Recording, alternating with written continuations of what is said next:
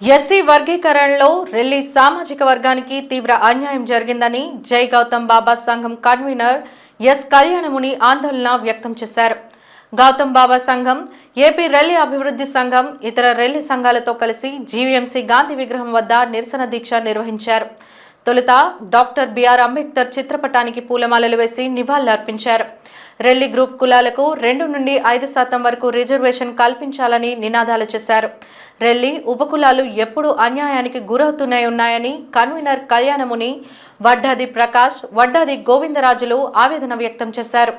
సుమారు 10 లక్షల జనాభా ఉన్న తమకు వర్గీకరణలో 1% రిజర్వేషన్ ఇవ్వడం అన్యాయమని మండిపడ్డారు.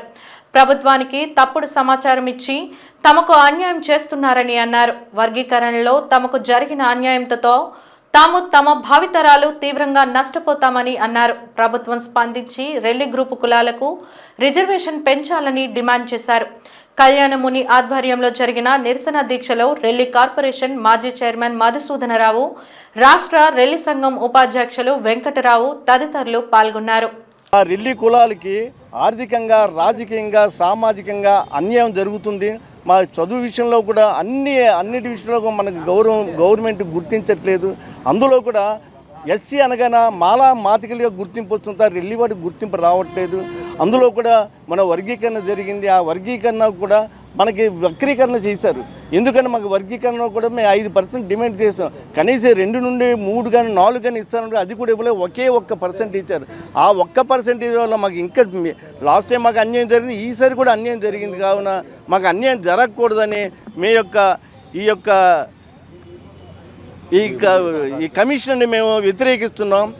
ఈ కమిషన్ మాకు అన్యాయం చేసింది కాబట్టి మీ గవర్నమెంట్ కూడా వ్యతిరేకిస్తున్నాం. ఈ కమిషన్ మాకు అన్యాయం చేసిందిగా ఏ విషయంలో చూసినా కూడా మాకు అన్యాయం చేసింది. మాకు లాస్ట్ టైము 2011 నుండి జనాభా నిష్పత్తి పెట్టి తీస్తున్నారు. కానీ తీయడం వల్ల 2011 బట్టి చూస్తే మనకి ఇప్పటికీ 2026 వరకు వచ్చింది. అంటే అప్పుడప్పుడు జనగణాలు లేదు, కులగణాలు లేదు. కులగణాలు జనగణాలు అనేప్పుడు జనాభా బట్టి నువ్వు ఎలాగ ఇవ్వగలుగుతున్నావు? ఇక్కడ కూడా మాకు అన్యాయం జరిగింది. అందులో కూడా మా కులంలో కూడా బుడక జంగాలు వాళ్ళు కూడా కలుపుతున్నారు. ఇప్పుడే మేమే ఎక్కువ మంది ఉంటే మాలో ఇంకా జనాభా కలుపుతున్నారు. మాకు జనాభా లేరు అంటున్నారు. తెలంగాణలో ఉండేటప్పుడు 1,30,000 చూపిస్తున్నారు, ఇప్పుడు కూడా 1,30,000 చూపిస్తున్నారు. ఇంక ఇది ఒక అన్యాయమే కదా. ఇటు చూస్తే మాకు అన్యాయం జరుగుతుంది. మాకు న్యాయం చేయవలసిందిగా మేము గవర్నమెంట్ కోరుతున్నాం, ప్రభుత్వాన్ని కోరుతున్నాం.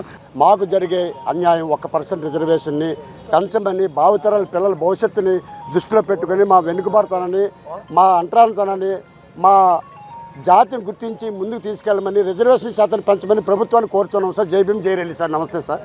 మీ ద్వారా మా సమస్యల్ని మీడియా శాసనసభలో కానీ శాసన మండలిలో కానీ చెప్పుకున్న అర్హత మాకు లేకుండా అయిపోయింది. ఎందుకంటే మాలో ఎమ్మెల్యే లేరు, ఎమ్మెల్సీ లేరు కాబట్టి శాసనసభలో కానీ చట్టసభల్లో మా వాయిస్ని వినిపించలేకపోతున్నాము. మీడియా ద్వారా కానీ మా వాయిస్ని వినిపించాలని మీడియా వాళ్ళని ముఖ్యంగా కోరుకునేది ఏంటంటే, మాకు ఇచ్చే జనాభా లెక్క 130,000 అంటున్నారు. కానీ బట్ మా జనాభా కంబైన్ స్టేట్లోని 170,000 చూపించి ఆంధ్రప్రదేశ్కి వచ్చేటప్పుడు 130,000 అని చూపిస్తున్నారు. బట్ మేము ఉండేది 2011 సెన్సస్ కూడా సరిగ్గా చేయకపోవడం వల్ల మమ్మల్ని తక్కువగా చూపించి మమ్మల్ని 1% ఇచ్చి అదిగా రోస్టర్ పాయింట్ 2లో పెట్టి ఆడవాళ్ళకి ఇవ్వడం జరిగింది. ఆ రోస్టర్ పాయింట్ 2 వల్ల మీ మగవాళ్ళకి అవకాశం లేకుండా పోవడం వల్ల మా మగజాతి మొత్తం, మా రెల్లి జాతిలో మగవాళ్ళందరూ ఏమి పని పాటు లేకుండా ఊరి మీద తిరగవలసి వస్తుంది.